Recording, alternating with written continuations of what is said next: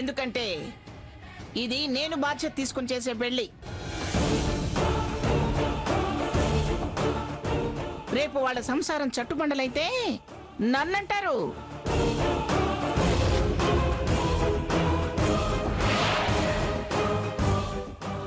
మంగమ్మ చేసింది ఇలా అయింది అలా అయింది అని నాకండి పేరు. నాకెందుకు ఆ పేరు?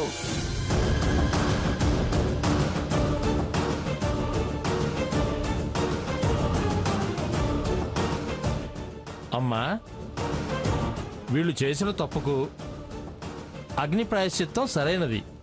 అంటే ఏమిటి? వాళ్ళిద్దరికి వాతలు పెట్టాలా? సరిగ్గా మొహాల మీద పెడితే బాసికాలు అవసరం లేదు. ఇక జీవితకాలం కట్టుబాటు తప్పద్దు అని గుర్తుండిపోతుంది. మరి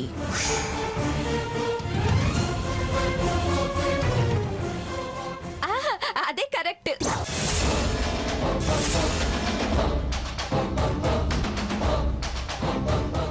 స్వర్ణ ఊరుకో.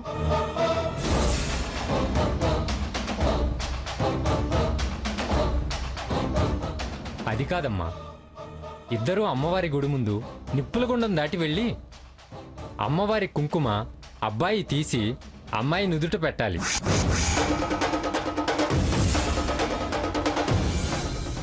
ఏమిటి?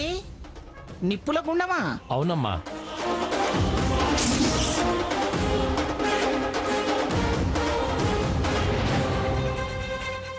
అలా దాటి వెళితేనే దోషం తొలగిపోతుంది, జీవితం చక్కగా సాగిపోతుంది.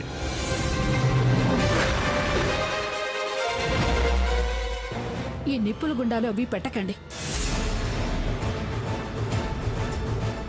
ఏమైనా ప్రమాదాలు జరిగితే మొదటికే మోసం వస్తుంది.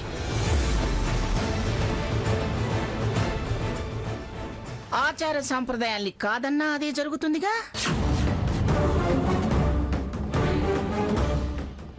మీరు అమ్మోరి గుడి దగ్గర ఏర్పాట్లు చేయించండి. వీళ్ళని నేను అక్కడికి తీసుకొస్తాను. అలాగేనమ్మా, ఆ ప్రాయశ్చిత్తం జరగకుండా పెళ్లి జరగటానికి వీల్లేదు.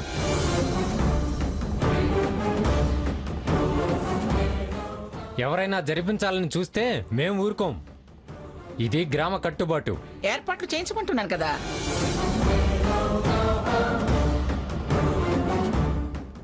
కట్టుబాట్లు ఎవరు ఏది తప్పినా ముందు నేను సహించను.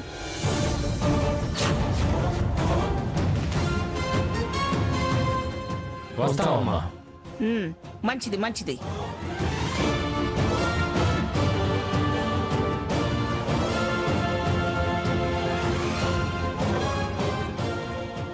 చూసావా హారతి, చిన్న చీటీ రాశానన్నావు, ఇప్పుడు పెద్ద గండం వచ్చి పడింది.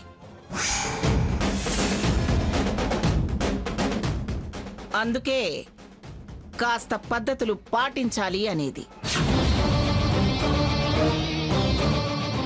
మూఢనమ్మకాలని కొట్టి పారేస్తే గండం ముందుకొచ్చి నిలబడింది. ఇది చాదస్తమే. మీ గ్రామ పెద్దలు చేసిన చట్టం పాటించకపోతే చెట్టుకు ఏలాడదీసి కొడతారు. బాజాలు మోగనివ్వరు, పెళ్లి జరగనివ్వరు. ఈవిడి గారు కోరుకునేది అదేగా అమ్మమ్మ గారు. ఇది నేను నిర్ణయించిన పెళ్ళే. పిచ్చి వేషాలేస్తే మీ వీపు చీరి మేళం మోగేలా చేస్తా.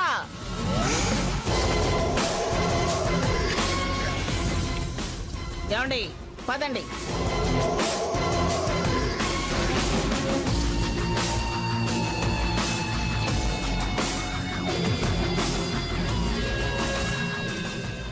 విన్నావుగా హారతి, అదే సంగతి.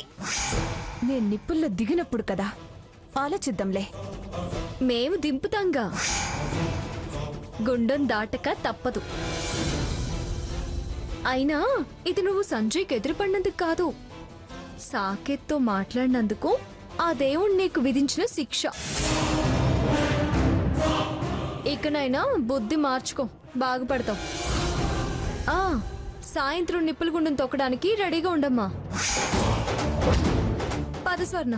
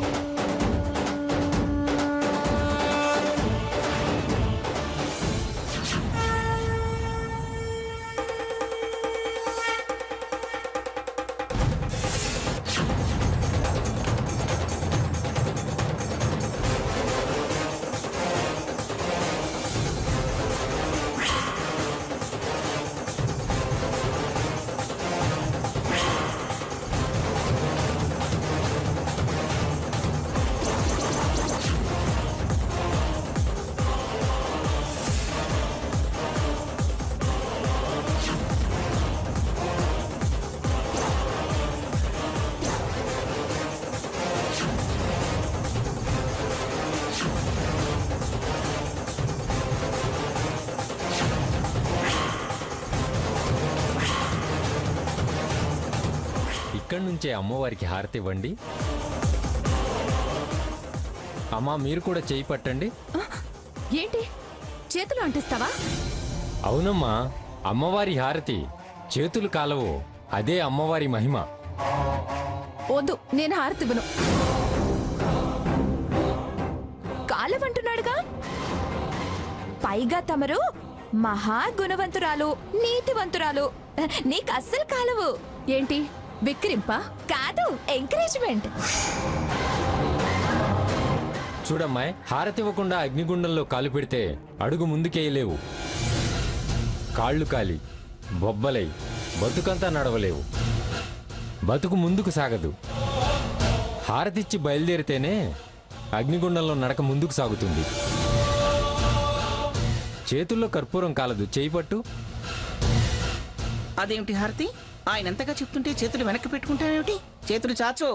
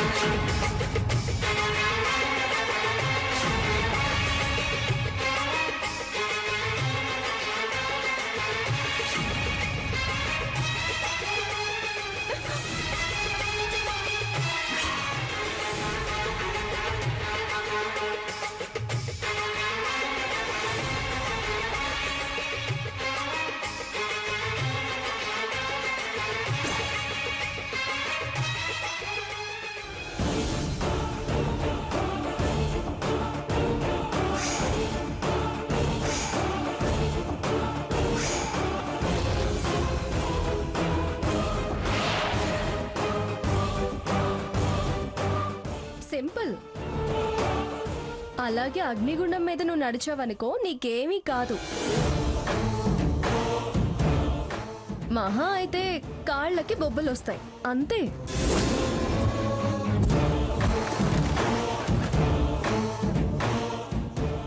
బాబు, ముందు నువ్వు వెళ్ళు.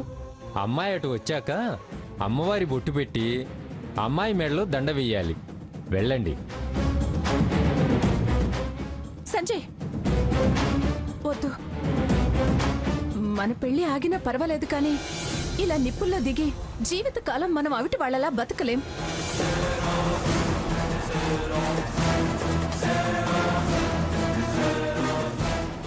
ఇప్పుడు ఇదంతా అవసరమా? వీళ్ళ మూఢాచారాలకి మన బతుకుల్ని బలి చేసుకోవడం అంత అవసరమా చెప్పు? ఈ మధ్య కర్ణాటకలో పూజారి ఎలా అగ్నిగుండానికి ఆహుతయ్యాడో తెలుసు కదా.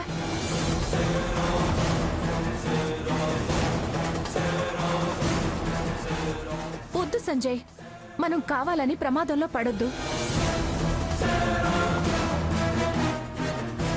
ఇంత సాహసం చేసి ప్రాణాల మీదకి తెచ్చుకోవద్దు. వద్దు హారతి, పిరికి మాటలు మాట్లాడి నన్ను వెనక్కి లాగొద్దు.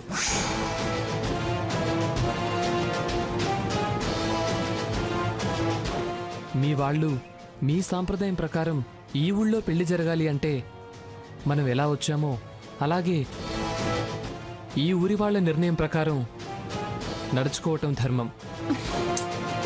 ఇప్పుడు ఇందులో దిగితే రేపు ధర్మం బాబు, ధర్మం ప్రభు అని ముష్టి అడుక్కుని బతకాలి. అంతదాకా రాదు. ఎదురుగా అమ్మవారున్నారు.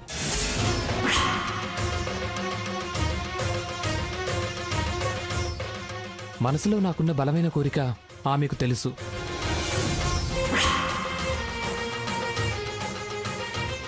అగ్నికి భయపడి అగ్నిసాక్షిగా జరగబోయే పెళ్లి ఇలా కాకుండా ఆగడం నాకిష్టం లేదు. నా మాట విను సంజయ్.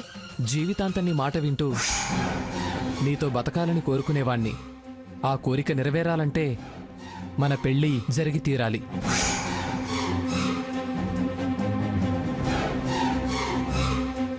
అది జరగాలంటే ఈ నిప్పుల గుండం దాటాల్సిందే. మొండిగా మాట్లాడుకో. అది మొండితనం కాదు హారతి, నీ మీద తనకున్న ప్రేమ. నువ్వు సినిమాలు బాగా చూస్తావు కదా, జబ్ ప్యార్ కియాతో డర్నా కియా అనే పాట వినలేదా? అతని ప్రేమ ఎంత గొప్పదో, ఎంతగా నిన్ను ప్రేమిస్తున్నాడో నిరూపించుకునే అవకాశం వచ్చింది. కాబోయే భార్యగా అతనికి అండగా ఉండి రేపతని విజయాల వెనక ఉన్న స్త్రీ ఎవరు అంటే నా భార్య అని గొప్పగా చెప్పుకునేలా సహకరించు. అక్కడ నిలబడి ఎన్ని మాటలైనా చెప్పొచ్చు. ఇక్కడ నిప్పుల్లో దిగాల్సింది మేము. సంజయ్ రెడీగానే ఉన్నాడు, నువ్వే వెనకాడుతున్నావు. డాక్టర్ గారు రెడీ అంటుంటే నీకేంటి? అంతగా కాలితే ఏదో ఒక ట్రీట్మెంట్ చేసి త్వరగా నయమయ్యేలా చేస్తాడులే. చూడు హారతి, చీటి రాసింది నువ్వు. అతను రమ్మంటే వచ్చిన వాడే కాని తను తప్పేమీ చేయలేదు.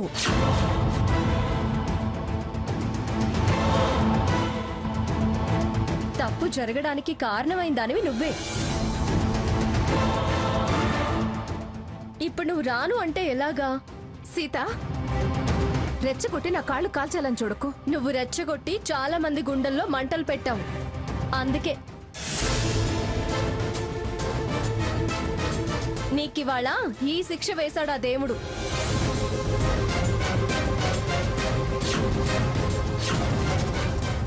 ఈ వంక చెప్పి పెళ్లి మానుకోవాలని చూస్తే అమ్మమ్మ గారు ఇంకొక రకంగా నీ పెళ్లి చేస్తాను అన్నారు. ఆ విషయం గుర్తుంచుకో.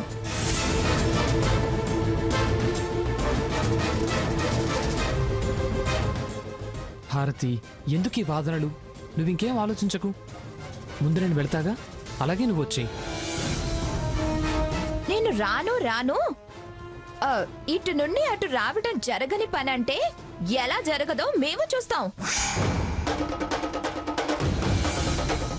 నడవకపోతే బలవంతంగా రెక్కలు పట్టుకొని నడిపిస్తాం, పెళ్లి జరిపిస్తాం.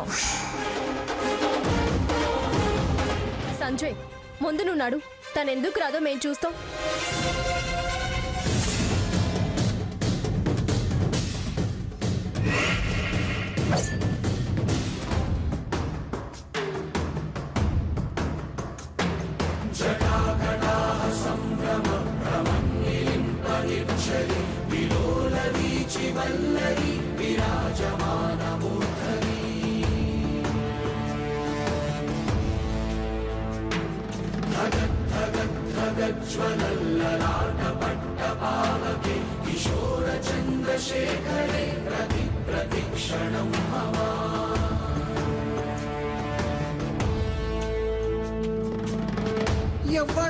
ఎవ్వడంట నిన్ను ఎత్తుకుంది? ఏ తల్లికి పుట్టాడో ఈ నంది కాని నంది? ఎవ్వరు కనంది, ఎక్కడా వినంది? శివుని ఆరాయి ఉందేమో గంగధరికి లింగమే కదిలొస్తానంది.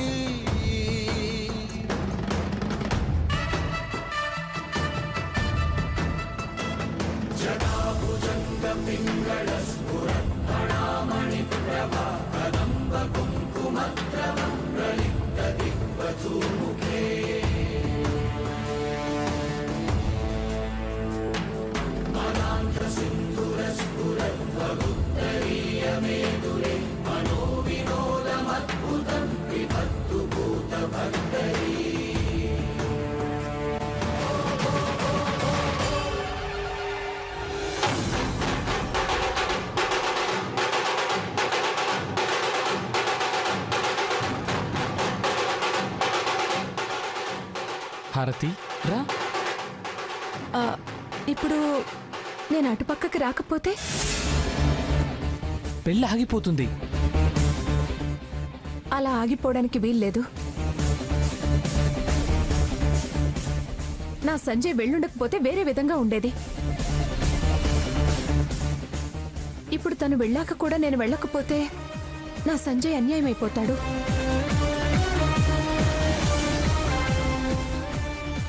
నడుస్తాను, ఏమైనా కానీ నేను నడుస్తాను.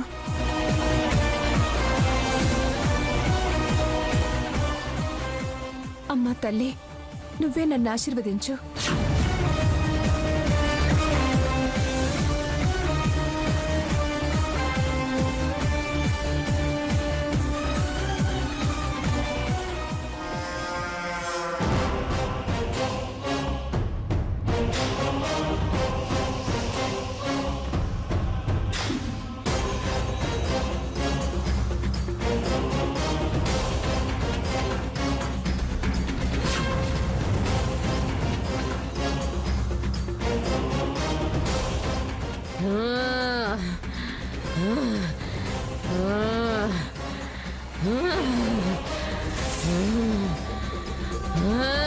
రేయ్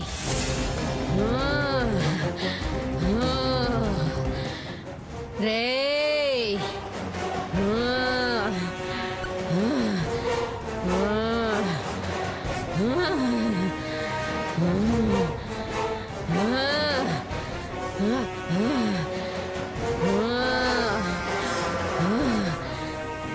రేయ్ ఎవర్రా పెద్దలు?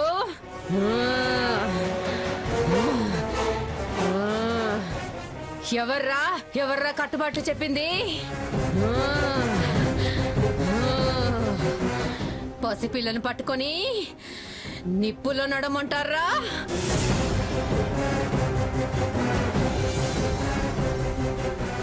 మీకు బుద్ధి ఉందా లేదా? అమ్మా అదేంటమ్మా? అమ్మవారు పూనింది, అమ్మవారు పూనింది.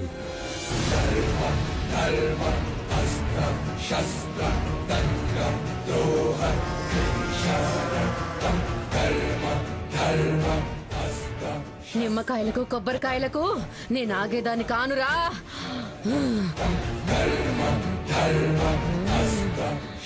పసిపిల్ల నా కళ్ళెదురుగా నడిస్తే నేను ఊరుకుంటాననుకుంటున్నారా?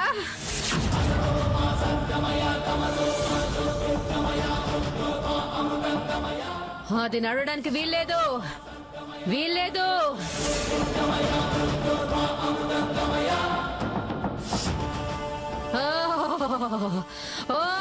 అదేంటమ్మా, ఊరు కట్టుబడి చెప్పింది నువ్వే కదమ్మా. నువ్వు చెప్పిన ప్రకారమే చేయిస్తున్నాం కదమ్మా. లేదురా, అది చేయించొద్దు. ఆపితే పెళ్ళాపండి.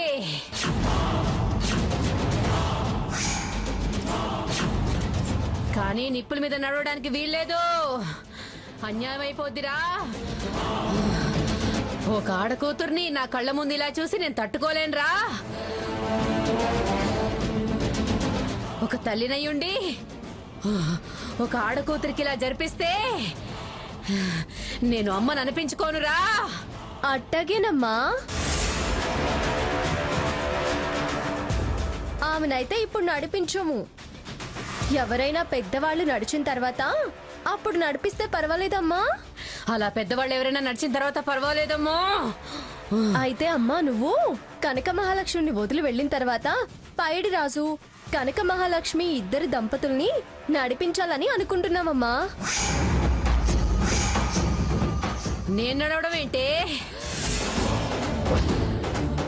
పెద్ద చిన్న తేడా లేకుండా మాట్లాడతావేంటి? పెద్ద చిన్న ఏంటమ్మా, అమ్మవారు వదిలి వెళ్ళిపోయిన తర్వాత కనక మహాలక్ష్మి కదమ్మా మీరు.